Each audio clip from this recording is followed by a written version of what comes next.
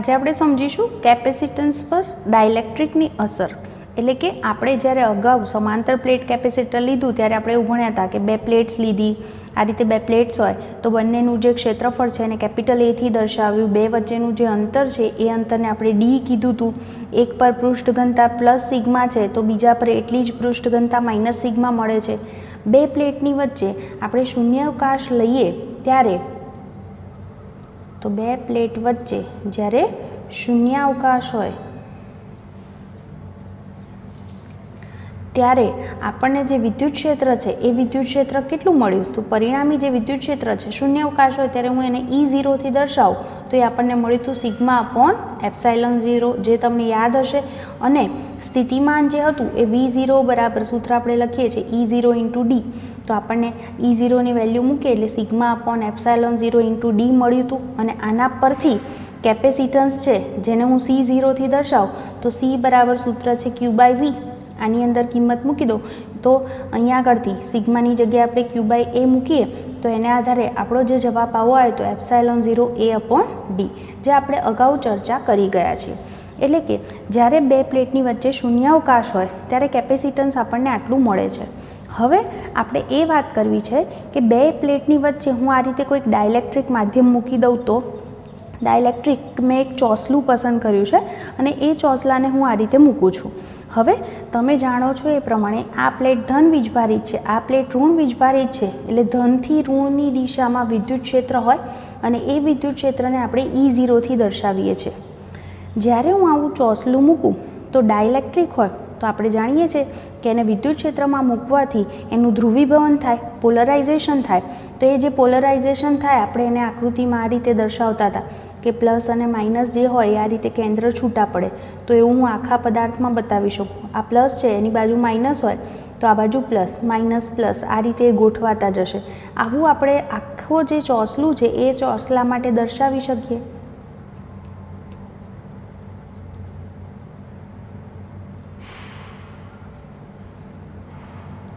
तो आ रीते जे छे तमे जो एनु ध्रुवीभवन थयुं छे ए रीते दर्शावशो तो तमने ख्याल आवशे कि चोसलानी अंदर आ रीतनी जे गोठवणी थई आप तमने याद हशे कि हमेशा डायपोल कोशिश करे छे कि क्षेत्रने समांतरे गोठवाई शके।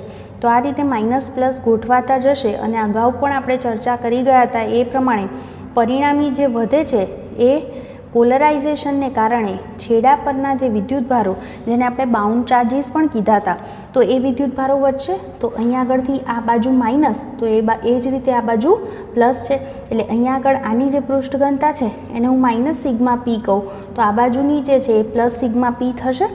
तो आ रीते आपणने पोलराइजेशन जे थयुं छे एने कारणे आपणने विद्युत भाરની पृष्ठ घनता प्लस सिग्मा पी અને આ બાજુ માઇનસ સિગ્મા પી મળશે।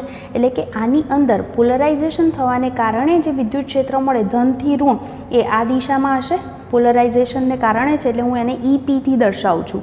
તો એનો અર્થ એવો થયો કે અહીંયા E0 એને વિદ્યુત ક્ષેત્ર આ બાજુ છે તો પોલરાઇઝેશનને કારણે આ બાજુ એટલે પરિણામી જે છે એ તફાવત જેટલું થાય એટલે લખી શકાય કે માટે બે પ્લેટ વચ્ચે जे विद्युत क्षेत्र है ई केटलू थशे तो E0 माइनस EP लखी शकाय। हवे विद्युत क्षेत्रनुं सूत्र तमे जाणो छो सिग्मा अपॉन एप्सिलॉन 0 तो ज्यारे शून्यावकाश होय त्यारे E0 बराबर सिग्मा अपॉन एप्सिलॉन 0 लखीए तो पोलराइजेशन ने कारणे पृष्ठ घनता ने सिग्मा P नाम आप्युं छे तो आ रीते लखी शकीए। तो परिणामी E आपणने शुं मळ्यो तो sigma minus sigma P upon epsilon 0 आटलू आपणने परिणामी विद्युत क्षेत्र मळशे। अने स्थितिमान केवुं होय तो V बराबर फरी पाछुं आपणुं सूत्र E इंटू D छे तो एनी अंदर किंमत मूकूं तो sigma minus sigma P upon epsilon 0 into D आटलू आपणने स्थितिमान मळशे। हवे तमने याद हशे कि ज्यारे आपणे रेखीय डाइलेक्ट्रिकनी वात करीए छे त्यारे रेखीय डाइलेक्ट्रिक माटे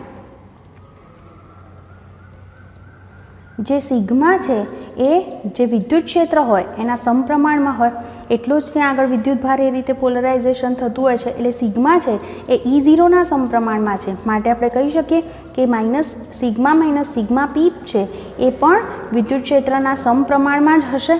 एटले के आपणे आना परथी लखी शकीए कि सिग्मा माइनस सिग्मा पी बराबर परिणामी एने सिग्मा बाय के वडे दर्शावी शकीए ज्यां के छे ए डाइलेक्ट्रिक अचळांक छे। તો હું આનો જો ઉપયોગ કરું તો હવે આપણી પાસે જે સ્થિતિમાનનું જે સૂત્ર છે V બરાબર આપણે આવું લખ્યું સિગ્મા માઇનસ સિગ્મા પી અપોન એપ્સાઇલોન 0 ઇન્ટુ ડી. તો સિગ્મા માઇનસ સિગ્મા પીને હું શું લખી દઈશ? સિગ્મા અપોન કે લખી દઈશ. તો મારી પાસે આવું સૂત્ર બન્યું. તો સ્થિતિમાન મને આ રીતે મળશે. આની અંદર સિગ્મા બરાબર જો Q બાય એ લખીએ તો Q બાય એ લખું તો આપણું પરિણામી જવાબ સ્થિતિમાન આ થયો. તો હવે મારે જો કેપેસિટન્સનું સૂત્ર લખવું હોય તો C બરાબર Q બાય V. આની અંદર Vની કિંમત શું? તો Q ડી અપોન એપ્સાઇલોન 0 એ કે. તો Q અને Q કેન્સલ. તો પરિણામી આપણને શું જવાબ મળ્યો? તો આવું લખી શકાય કે એપ્સાઇલોન 0 એ અપોન ડી.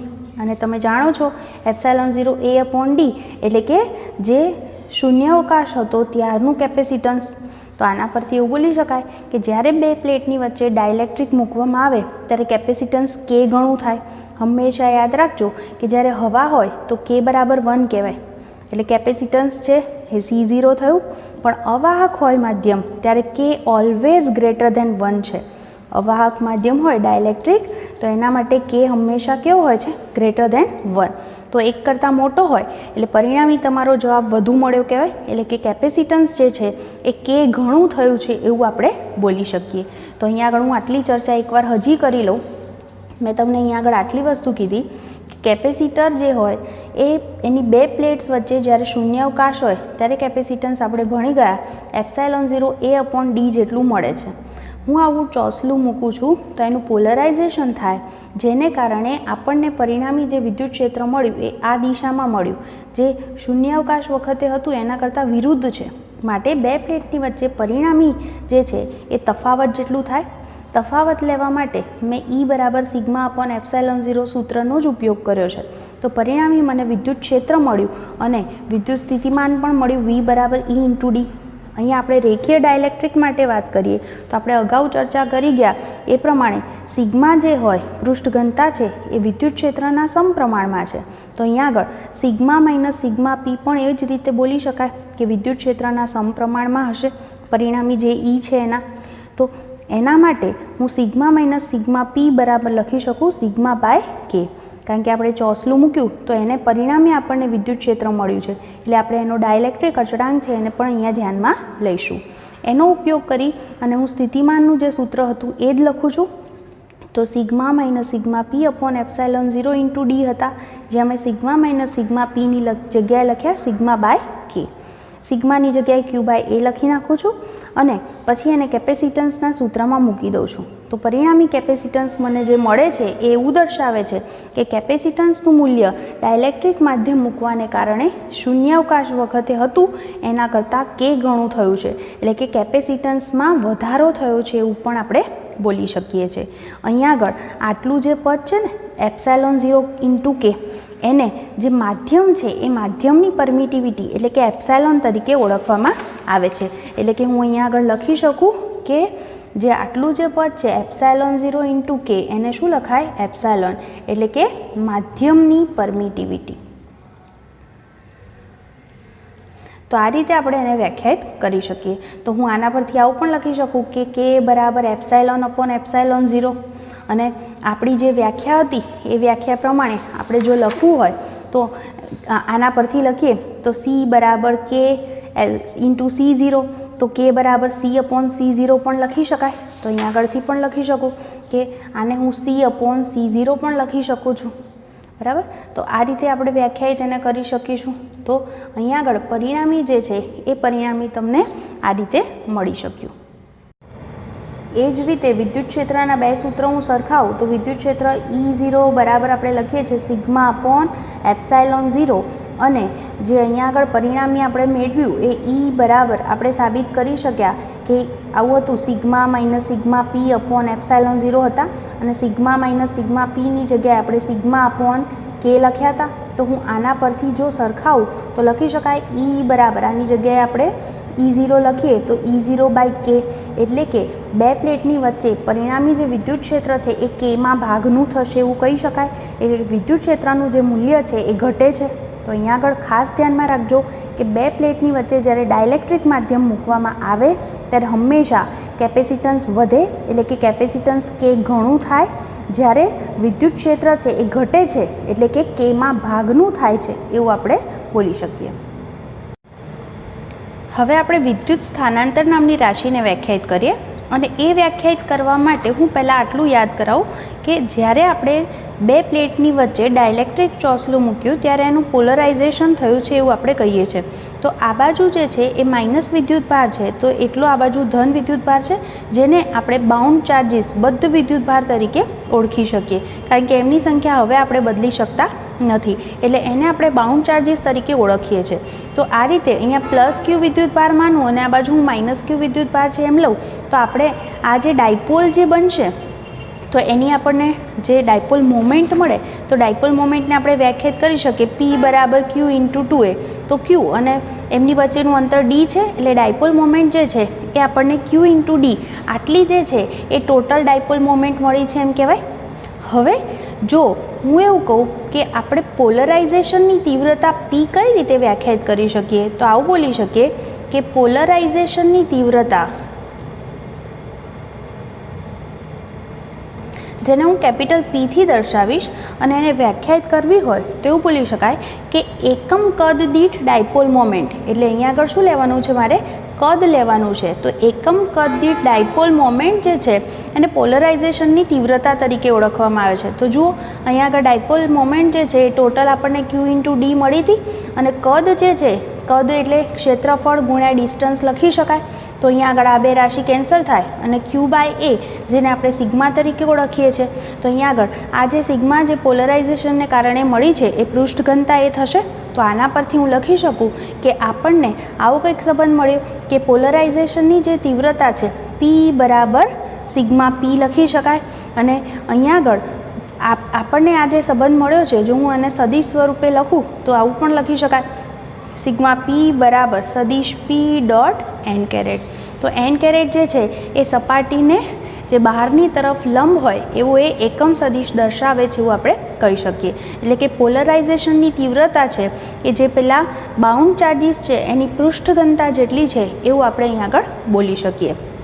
હવે જ્યારે આપણે અહીંયા આગળ ચોસલા માટે વાત કરીએ છીએ ત્યારે અહીંયા આગળ જે જમણી સપાટી છે આ, તો જમણી સપાટી માટે n કેરેટ જે હોય એ n કેરેટની દિશામાં અને ડાબી સપાટી માટે એની એ વિરુદ્ધ દિશામાં છે P, એવું આપણે બોલી શકીએ, કારણ કે P ડોટ n કેરેટ આપણે એને આ રીતે દર્શાવ્યું છે.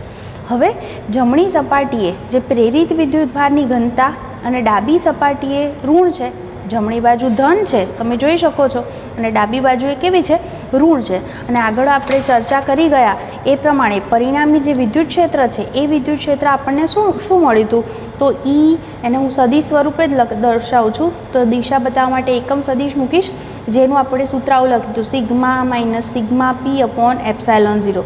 તો હવે હું સિગ્મા Pની જગ્યાએ પોલરાઇઝેશનની તીવ્રતા P મૂકી શકું, એટલે કે આ સૂત્ર આવું લખશો, E ડોટ n કેરેટ બરાબર સિગ્મા માઇનસ સિગ્મા Pની જગ્યાએ આપણે શું લખશું, P dot n caret upon epsilon 0. તો આના પરથી જો હું સિગ્માને સૂત્રનો કરતા કરું, એપ્સાયલોન 0 અહીંયા જશે, આ પદ પણ અહીંયા જશે, બરાબર સિગ્મા લખી શકાય. એટલે કે આવું થશે એપ્સાયલોન 0 ઇન્ટુ E પ્લસ અહીંયા P આ બાજુ ગયો છે સદિશ P, અને તમે જોઈ શકો છો બંનેની દિશા જે છે એ આપણને n કેરેટ જે મળી છે, તો પરિણામી જે છે બરાબર આપણને સિગ્મા મળ્યું. તો આ જે પદ આપણને મળ્યું એપ્સાયલોન 0 ઇન્ટુ P, આ જે પદ છે એને જ વિદ્યુત સ્થાનાંતર તરીકે ઓળખવામાં આવે છે અને એને આપણે કેપિટલ D વડે દર્શાવીએ છીએ. એટલે કે લખી શકાય કે વિદ્યુત સ્થાનાંતર D બરાબર શું, તો એપ્સાયલોન 0 E પ્લસ P બરાબર. એટલે કે આના પરથી એવું પણ લખી શકાય અને એના બરાબર સિગ્મા છે, એટલે કે એવું લખી શકાય કે D ડોટ n કેરેટ બરાબર સિગ્મા, આવું પણ આપણે અહીંયા આગળ બોલી શકીએ. જુઓ શૂન્ય અવકાશમાં વિદ્યુત ક્ષેત્ર E છે એ મુક્ત વિદ્યુતભારની ઘનતા સિગ્મા સાથે સંકળાયેલું છે, કારણ કે આપણે જે સૂત્ર લખીએ છીએ સિગ્મા અપોન એપ્સાયલોન 0. જ્યારે ડાયલેક્ટ્રિક માધ્યમ હાજર હોય ત્યારે એવો જ ભાગ અહીંયા આગળ આ જે વિદ્યુત સ્થાનાંતર D છે એ ભજવે છે એવું આપણે બોલી શકીએ.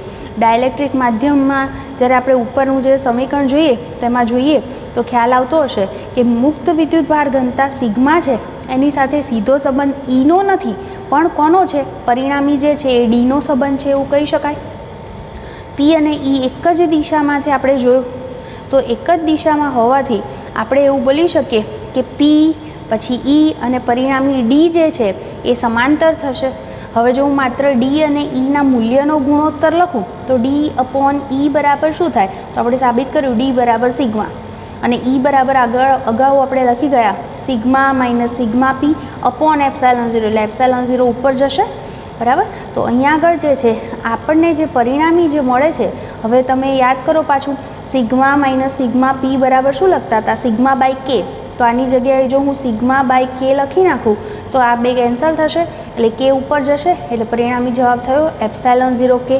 એટલે કે આવું લખી શકાય ડી બરાબર એપ્સાયલોન 0 કે ઇન્ટુ ઈ, આવું પણ આપણે બોલી શકીએ.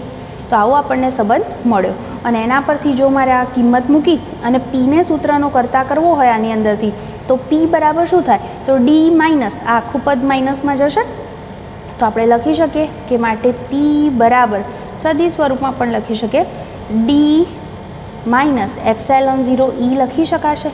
હવે જો હું ડીની કિંમત મૂકું તો ડીની કિંમત શું લખીએ આપણે? એપ્સાયલોન 0 કે ઇન્ટુ ઈ લખ્યા છે, આ ઉપર મેળવી એ જ કિંમત મૂકું છું, તો બંનેમાંથી શું કોમન? એપ્સાયલોન 0 ઇન્ટુ ઈ કોમન છે, કૌંસમાં શું વધશે? કે માઇનસ 1. તો અહીંયા આગળ જે આટલું જે પદ છે ને એપ્સાયલોન 0 ઇન્ટુ કે માઇનસ 1, એ જે પદ છે એને વિદ્યુત સસેપ્ટિબિલિટી એટલે કાઈ ઈ તરીકે એને દર્શાવાય છે, એ રીતે આપણે એને ઓળખી શકીએ.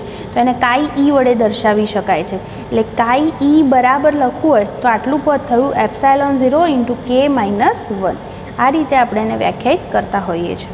તો અહીંયા આગળ હું ફરીથી એકવાર કહું કે વિદ્યુત સ્થાનાંતર જે છે એ વ્યાખ્યાયિત કરવા માટે આપણે બે પ્લેટની વચ્ચે જે ડાયલેક્ટ્રિક માધ્યમ મૂક્યું, તો પહેલાં આપણે એની ટોટલ ડાયપોલ મોમેન્ટ લીધી, જેને હું કદ વડે ભાગી દઉં તો એકમ કદની ડાયપોલ મોમેન્ટ મળે, જેને પોલરાઇઝેશનની તીવ્રતા કહેવાય, જે આપણે સાબિત કરી શક્યા સિગ્મા પી જેટલી છે. હવે આપણી પાસે બે પ્લેટની વચ્ચે પરિણામી વિદ્યુત ક્ષેત્રનું સૂત્ર હતું જ, જેની અંદર મેં સિગ્મા પીની જગ્યાએ પી લખી દીધા છે, અને એમાંથી મેં સિગ્માને સૂત્રનો કરતા કર્યો. તો આ બંને રાશિ એક જ દિશામાં છે, તો એમનું જે પરિણામી જે મળે છે એને આપણે વિદ્યુત સ્થાનાંતર તરીકે ઓળખીએ છીએ, એટલે એને ડી તરીકે દર્શાવાય છે. જોઈ શકો છો બે એક જ દિશામાં છે, એટલે પરિણામી ડી એને સમાંતર જ થશે. હવે હું ડી અને ઈનો ગુણોત્તર લઉં તો આપણે અગાઉ જે ચર્ચા કરી ગયા એ પ્રમાણે સિગ્મા માઇનસ સિગ્મા પીની જગ્યાએ સિગ્મા બાય કે લખી શકાય, અને એની કિંમત મૂકવાથી મને પરિણામ આ મળ્યું, જેને હું ફરીથી આપણું જે આ સૂત્ર મળે છે એને હું અગાઉના પરિણામ આની અંદર મૂકી અને પીને સૂત્રનો કરતા કરી દઉં, અને આની અંદરથી એપ્સાયલોન 0 ઇન્ટુ કે માઇનસ 1 પદ છે એને વિદ્યુત સસેપ્ટિબિલિટી કાઈ ઈ તરીકે આપણે વ્યાખ્યાયિત કરી શકીએ છીએ. તો આ રીતે આપણે એને શોધી શકીએ. ઉદાહરણ 2.8 પ્રશ્ન આપણને કહે છે કે ડાયલેક્ટ્રિક અચળાંક કે ધરાવતા દ્રવ્યના એક ચોસલાનું ક્ષેત્રફળ સમાંતર પ્લેટ કેપેસિટરની પ્લેટ જેટલું છે, પરંતુ એની જાડાઈ 3/4 ઇન્ટુ ડી છે, જ્યાં ડી બે પ્લેટ વચ્ચેનું અંતર છે. જ્યારે આ ચોસલાને બે પ્લેટ વચ્ચે દાખલ કરવામાં આવે ત્યારે કેપેસિટન્સમાં શું ફેરફાર થશે, એટલે કે નવું કેપેસિટન્સ શું થશે? માત્ર જો સીધું કીધું હોત કે આ રીતે બે પ્લેટ્સ છે અને બે પ્લેટની વચ્ચે એટલી જ જાડાઈનું ચોસલું મૂકી દો તો આપણે સીધું જ કેપેસિટન્સ લખી શકીએ છીએ કે ઘણું થાય. પણ હવે તમને શું કીધું છે કે આ બે પ્લેટ વચ્ચેનું અંતર ડી હોય ને, તો તમને એમ કહે છે અહીંયા આગળ કે આટલા જ ભાગમાં એટલે 3/4 ઇન્ટુ ડી આટલું ચોસલું મૂક્યું છે. એટલે આટલું જે છે આ ચોસલું છે જેનો ડાયલેક્ટ્રિક અચળાંક કે છે, અને એ 3/4 ઇન્ટુ ડી વિસ્તારમાં છે. તો એનો અર્થ એવો થયો કે બાકીનો જે વિસ્તાર છે ત્યાં શું હશે? શૂન્યાવકાશ હશે, એટલે ત્યાંની પરમિટિવિટી એપ્સાયલોન 0 થાય, અને અહીંયા આગળની પરમિટિવિટી જે છે એ એપ્સાયલોન બરાબર એપ્સાયલોન 0 ઇન્ટુ કે લખી શકાય. અને આટલો જે વિસ્તાર છે એ શું હશે? તો 1/4 ઇન્ટુ ડી જેટલું ડિસ્ટન્સ હશે. હવે આપણે ભણી ગયા છીએ એ રીતે જ્યારે બે પ્લેટની વચ્ચે શૂન્યાવકાશ હોય ત્યારે વિદ્યુત ક્ષેત્ર E0 લખીએ છીએ, ત્યારે વિદ્યુત ક્ષેત્ર E0 અને જે સ્થિતિમાન છે એ સ્થિતિમાન એક પોટેન્શિયલ ડિફરન્સ V0 હોય છે. હવે જ્યારે આપણે શું મૂક્યું છે બે પ્લેટની વચ્ચે આપણે જ્યારે અવાહક ચોસલું મૂકીએ છીએ ત્યારે, તો હવે શું લખી શકાય? 3/4 ઇન્ટુ ડી વિસ્તારમાં ડાઇઇલેક્ટ્રિક ચોસલું મૂકતા જુઓ અહીંયા આગળથી શું લખી શકાય, જે સ્થિતિમાનનો તફાવત છે V શું મળશે, તો આટલાનું સ્થિતિમાન V1 કહું અને આટલાનું સ્થિતિમાન V2 કહું તો ટોટલ સ્થિતિમાન V1 + V2 લખી શકાય. હવે આપણે આવું સૂત્ર ભણી ગયા છે V = E × D. તો ખાસ આ વસ્તુ ધ્યાનથી જોજો કે જ્યારે હું આટલા વિસ્તારમાં લખું છું ત્યારે E એટલે અહીંયા આગળ વિદ્યુત ક્ષેત્ર E0 છે, જ્યાં શૂન્યાવકાશ હોય ત્યાં વિદ્યુત ક્ષેત્ર E0 લખીએ છીએ, અને જ્યાં આગળ ડાયલેક્ટ્રિક માધ્યમ હોય ત્યાં જે વિદ્યુત ક્ષેત્ર છે E લખીએ છીએ, જે પણ આપણે જાણીએ છીએ કે કેમાં ભાગનું હોય છે. તો અહીંયા આગળ આપણું જે સૂત્ર છે એ પ્રમાણે આપણે V1 લખીએ તો વિદ્યુત ક્ષેત્ર E0 લખીશું અને વિસ્તાર કેટલો છે તો 1/4 × D પ્લસ આટલા વિસ્તારમાં વિદ્યુત ક્ષેત્ર E છે અને વિસ્તાર કેટલો તો 3/4 × D. તમે Eની કિંમત મૂકી શકો છો. E બરાબર આપણે જાણીએ છીએ E0/K, તો એ પણ હું અહીંયા આગળ મૂકી દઉં. બરાબર, તો પરિણામી જે છે આપણને શું કોમન નીકળશે અહીંયાથી, તો E0 કોમન છે. બરાબર, પછી D પણ કોમન છે.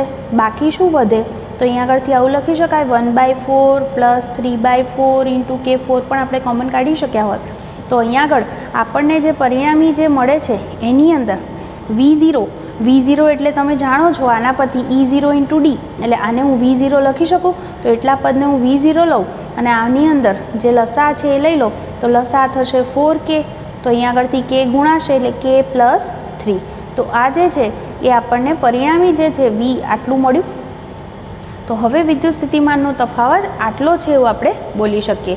જ્યારે પ્લેટ છે એ પ્લેટ પરનો જે મુક્ત વિદ્યુતભાર હોય Q0 એ બદલાતો નથી, કારણ કે જુઓ જ્યારે આપણે બે પ્લેટ છે એ બે પ્લેટની વચ્ચે ડાયલેક્ટ્રિક મૂકીએ છીએ તો આ પ્લેટ પર જે વિદ્યુતભાર સંગ્રહ થયેલો હતો એ તો એમનો એમ જ રહે છે, એટલે કે એ બદલાતો નથી. માત્ર શું થાય છે, ડાયલેક્ટ્રિક મૂકવાથી જે કેપેસિટન્સ વધે છે. તો હવે પરિણામી જે હું લખું તો હવે નવું જે કેપેસિટન્સ છે એને હું C લખું તો C બરાબર સૂત્ર શું લખાય, Q0/V લખી શકાય.